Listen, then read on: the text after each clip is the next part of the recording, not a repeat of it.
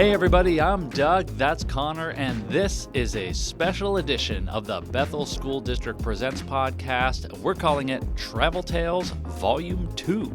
Yes, sirree, Bob, with the holidays here. We are on the briefest of breaks, but we thought we'd take a listen back to some travel tales told to us on the show, maybe even share a few of our own. First up is a conversation we had with some of the All Bethel Community Day planning team. That annual event happened back in October, and before our conversation, we asked them about other exciting events they'd been to. So let's listen back to Community Connections Director Darius Alexander and ABC Day event coordinators Deborah Earl McDonald and Lynette McKenna. I will go with Bruno Mars concert at the Gorge. It was my first time there. We camped out, we hung out, we marched to the stage area. It was amazing. And those are all the details I'm going to give. That does sound amazing. And Lynette, what about you? Big events? Well, staying on the concert theme, U2 was probably my highlight. Huge event, and of course they have a great stage presence. Just a ton of moving parts that go on with their concert productions. And where did you see Bono and the boys perform? A couple different places. Oh, wow, we got a super fan. Super fan. So at the Kingdome before it was destroyed, and then also at Seahawks Stadium. I don't know what it was called at the time. Deborah, what about you? Round us out. What's your big event? Well, for me, I think it's being part of the Grand Business Association's scholarship event every year. I love it. I love being a part of it, and it's just a way for us to give back to the kids in scholarship form. And shout out to all of our best scholars. They are amazing. We value them. And Doug, I'm not letting you off the hook. What's your big event? I'm sure you've been to a Teletubbies taping or something like that. Well, thanks for including me. You said rounding us out, and I thought I was going to have to make some fifth wheel kind of joke here, which I'm going to make anyway. I'm going to go with pretty much any time I get to go up to the UW Husky Stadium and watch my kid who's in the marching band perform on that field. I've done it for 2 years now, and this will be my third season being up there for every single home game. And it's always just a great time. The greatest setting in college football, as they say, and when your kid's on the field, it's even better. Yeah, and go Cougs, by the way. So Go Cougs.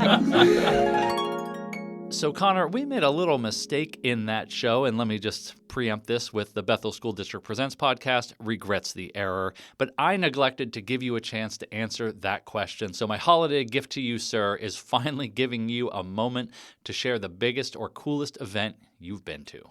Well, first, thank you for admitting your grievous mistake. Been stewing over that omission for weeks now, so I'm glad to get a chance to make right what was wrong. Wow. So if there's one thing you know about me, Doug, it's that I love the band Radiohead. This first I'm hearing of this. Very new piece of information. So there it is. Love the band Radiohead. When I was a young pup in college in Berkeley, California, Radiohead was playing at the Greek Theater. The show was sold out. I was broke anyway, so it wouldn't have mattered. So a buddy of mine, we hiked up around the Greek Theater, through the woods, through the muck, through the mire, and the whole while hearing the dulcet tones of Tom York and the boys singing through the fog. It was magical. It was dark. We were lost. And it was just the best concert I've ever been to. Except you didn't go to it. Didn't actually see the show. Just heard the show. I saw the lights, and I heard it, and it sounded fantastic. That's a great memory. I actually really, really like that. I've never been to the Greek Theater. It's an outdoor theater, I have to presume. Love that. I love that memory for you. Well, earlier this year, I had the chance to sit down with special education teacher Cara Eason. She really impressed me with the heart she has for her students. Yeah, I absolutely love this interview. If you haven't checked it out yet, please do so. It's episode 103. And as we all know, teaching is a tough job. So during our conversation, we talked about self-care, and I posed her a question about happy places. You know, those magical places in the world where you can whisk yourself away to mentally or sometimes physically to rest and recharge. Here's what she had to say. My happy place would be in Montana. I was born and raised in the Rocky Mountains. Oh, wow. And I feel fortunate to have growing up way up in the Soda boondocks or the wilderness. So my happy place would be being teleported to a mountain creek in Montana with a fishing pole, sitting there in the sunshine and a Montana summer sunny day, And on one side of the creek would be a field of wildflowers that I could go just lay in and look at the clouds of the big sky country. And then the other side of the creek would be a beautiful little grove of trees, and there would be maybe some fruit trees mixed in there, apple trees, and maybe some huckleberries that I could go snack on. And that would be the place where, and then I could catch some wonderful brookie trout in the creek, and I would be as happy as a clam. That is an amazing picture you painted. Okay. Wow. I'm guessing there's a couple of maybe childhood memories that are very similar to this. Yep. Can you tell me about maybe one of those? Oh, my goodness, yes. So my father always, whenever we moved around in Montana before we bought our house, we always made sure we had a home that was near a creek, and it was out in the country, in the mountains. And so I loved fishing. I've always loved fishing, and I had a very outdoorsy family. So I would actually get up before school in the mornings with my fishing pole and go out and to the creek, and I would catch a few fish and sit there in the mornings. Before school? Before school, oh, yep. My goodness. And then bring them in. And in my family, if we caught a fish, we were expected to clean it and cook it ourselves. So I would go and cook it for breakfast. And then after school, I would do the same thing. I would go out and go fishing and find my huckleberries and Wow. enjoy my little adventure. And I had my sister sometimes would come with me. Sometimes my friends would come fishing, but many times I would just go by myself and enjoy. That's So, great childhood memories for me. I just want to put that out there. You know, we get these goofy Instagram or TikTok challenges that kids are trying to do. Kids, your challenge is go catch a fish, cook it for breakfast, then go to school. That's Yep, I know. That's something I'd like to see. That's amazing. I know, yeah. Wow, Montana, that sounds eerily familiar to my childhood. I hate to bring it all back to myself, but I will. I am also from a small town in Montana, so, you know, we kind of share that happy place. What about you, Doug? Where's your happy place? Well, Connor, that is a personal and thought-provoking question. So I'm going to dodge it completely and say recording the podcast with you every week is my happy place. Boo.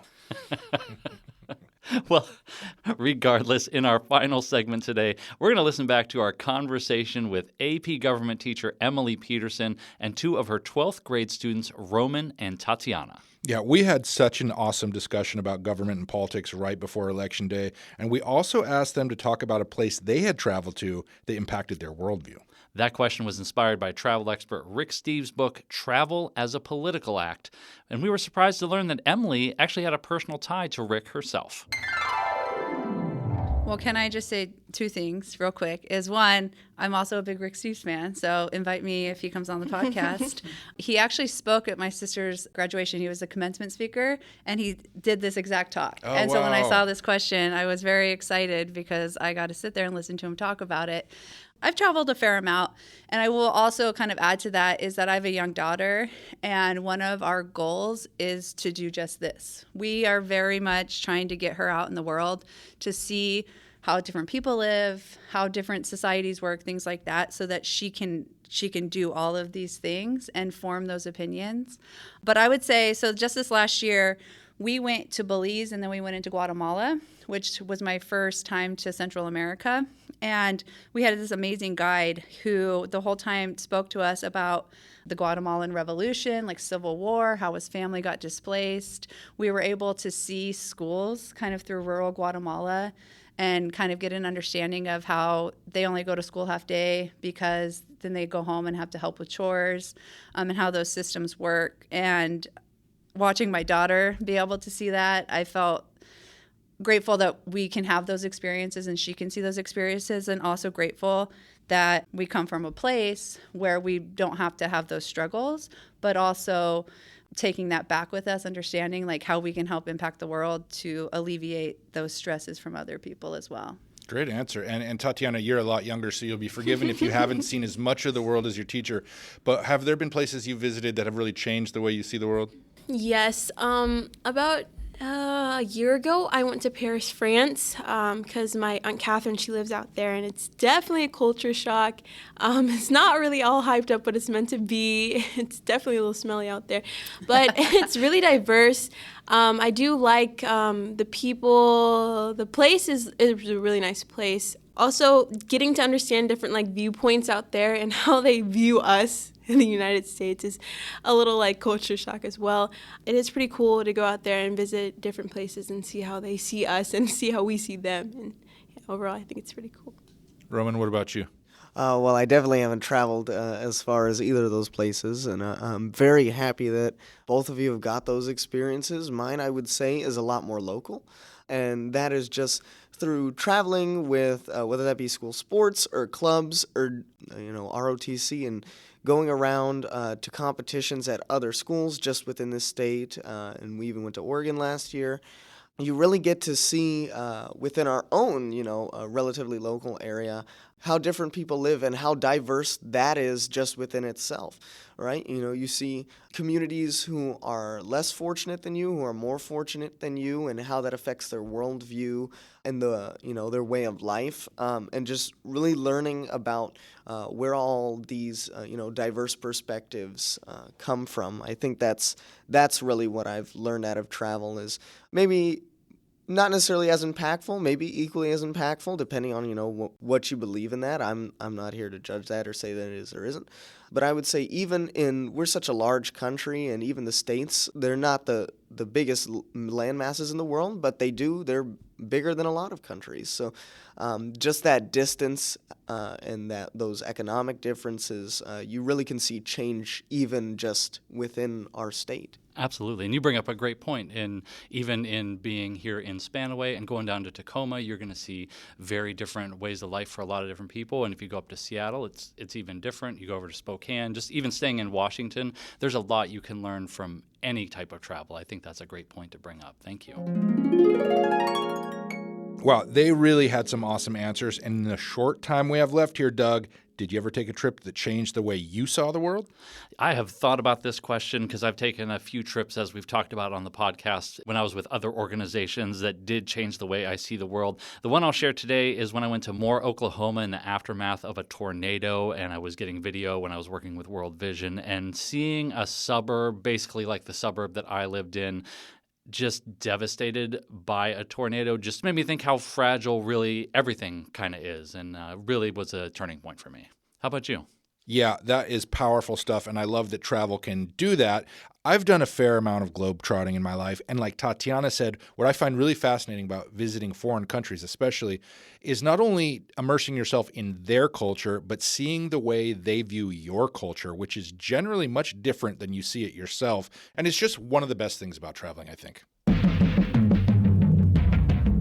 Well, this has been Travel Tales Volume 2, and next week we hope you're going to look forward to Volume 3 as we ring in the new year. Yes, thank you everyone for listening, and be sure to like, comment, and subscribe. Happy holidays, everyone.